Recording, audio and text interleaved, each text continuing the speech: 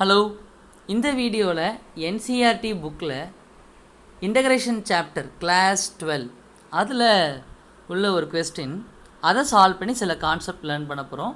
அதான் அந்த வீடியோவுடைய ஐடியா. Exercise number 7.1.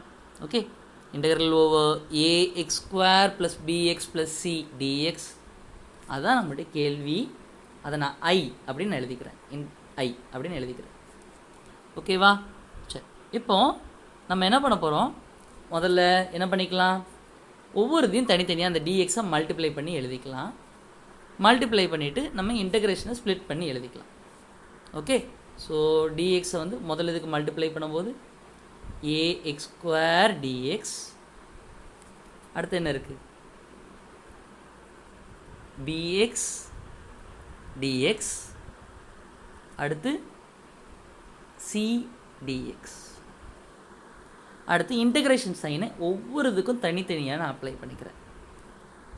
அடுத்த ஸ்டெப் என்ன, we have to find with whom we are going to integrate. சரியா, யாரை பொறுத்து இன்டகிரேட் பண்ண போகிறோங்கிறது நம்ம கண்டுபிடிக்கணும். யாரை பொறுத்து இன்டகிரேட் பண்ண போகிறோம், எக்ஸை பொறுத்து. நம்ம ஆள் எக்ஸை வந்து இந்த இன்டகிரண்ட்டுக்குள்ளே இருக்கான்னு நம்ம செக் பண்ணணும். அந்த ஆளை மட்டும்தான் என்ன பண்ணணும், அந்த இன்டகிரண்ட்டுக்குள்ளே வச்சுக்கணும். அந்த இன்டகிரேட்டிங் ஸ்பேஸ்க்குள்ளே வச்சுட்டு மீதி எல்லாத்தையும் நம்ம என்ன பண்ணணும், இதுங்க பேர் தான் இன்டகிரேட். அந்த ப்ளூ கலர் பேர் இன்டகிரேட்னு பேர்.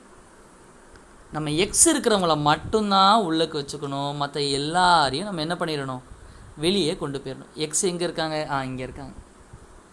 ஸோ இங்கேயும் இதில் எக்ஸு இல்லை, ஸோ இங்கே எக்ஸு இருக்குது. அவங்கள மட்டும் வச்சுட்டு மீதி இருக்கிறவங்க எல்லாத்துக்கும் ஒரு பேர் கொடுக்க போகிறோம். கான்ஸ்டன்ட்னு பேரை கொடுத்து அவங்க இன்டகிரேஷனை விட்டு வெளியே எடுத்து எழுத போகிறோம். இப்போ முதல் இதில் நமக்கு யார் கான்ஸ்டன்ட் இருக்கா, நமக்கு ஏங்கிற ஒரு கான்ஸ்டன்ட் இருந்துச்சா, அவங்கள முதல்ல இன்டகிரேஷனை விட்டு வெளியே எழுதிக்கலாமா.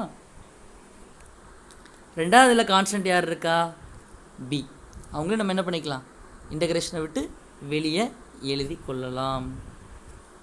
அடுத்து மூணாவதுல யார் கான்ஸ்டன்ட் இருக்கா, சி, அவரையும் என்ன பண்ணிக்கலாம், வெளியே எழுதி கொள்ளலாம்.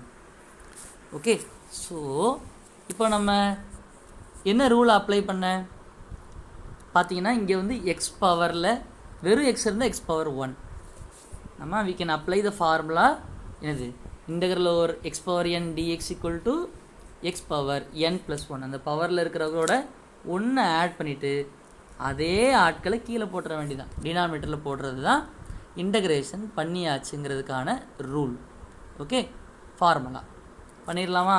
இப்போ யார் இருக்கா, ஃபர்ஸ்ட் இது ஏ, பவரில் யார் இருக்கா, பவரில் இருக்கக்கூடிய அந்த நபர் எனக்கு என்ன 2 தான் எனக்கு இருக்காங்க. ஸோ 2 + 1 என்ன 3 டிவைடட் பை அதே இது கீழே போட்டுற வேண்டியதான் 3. இன்டகிரேஷன் பெர்ஃபார்ம் பண்ணிட்டோம். பெர்ஃபார்ம் பண்ண பிறகு நம்ம என்ன பண்ணக்கூடாது, வி ஷுட் நாட் இதெல்லாம் எழுதக்கூடாது. இதெல்லாம் நம்ம என்ன பண்ணக்கூடாது, எழுதக்கூடாது. இன்டகிரேஷன் செஞ்சுட்டோம். ஓகே, இப்போ அடுத்து பி எழுதிக்கிறோம். ஸோ எக்ஸ் பவரில் யார் இருக்கா 1 + 1 என்ன 2, அதே ஆளைக்கு எழுதிக்கலாமா, எழுதியாச்சு. ஸோ கான்ஸ்டன்ட்டை வெளியே எழுதிக்கலாம். இப்போது எனக்கு இன்டகிரேஷன் ஓவர் டிஎக்ஸ் என்ன, இன்டகிரேஷன் ஓவர் டிஎக்ஸ் என்னன்னா, அதுக்கு நமக்கு ஃபார்முலா மாதிரியே அழகாக கொடுத்துருக்காங்க. என்னது, integration over dx equal to X அப்படின்னு நம்ம எழுதுகிறோம். ஸோ வெறும் டிஎக்ஸ் பதில் நம்ம எழுதிக்கலாங்க, எக்ஸ்ன்னு எழுதிக்கலாம். 3 கான்ஸ்டன்ட் போடணும், ஆனால் மொத்தமாக சேர்த்து ஒரே கான்ஸ்டண்ட்டாக எழுதிக்கிறேன். ஸோ இதுதான் என்னுடைய இன்டகிரேஷன் பெர்ஃபார்ம் பண்ணியாச்சு. ஓகே, தேங்க்யூ ஃபார் வாட்சிங் திஸ் வீடியோ. ஏதாவது டவுட்ஸ் இருந்தால் கமெண்ட்டில் சொல்லுங்கள். Bye, see you.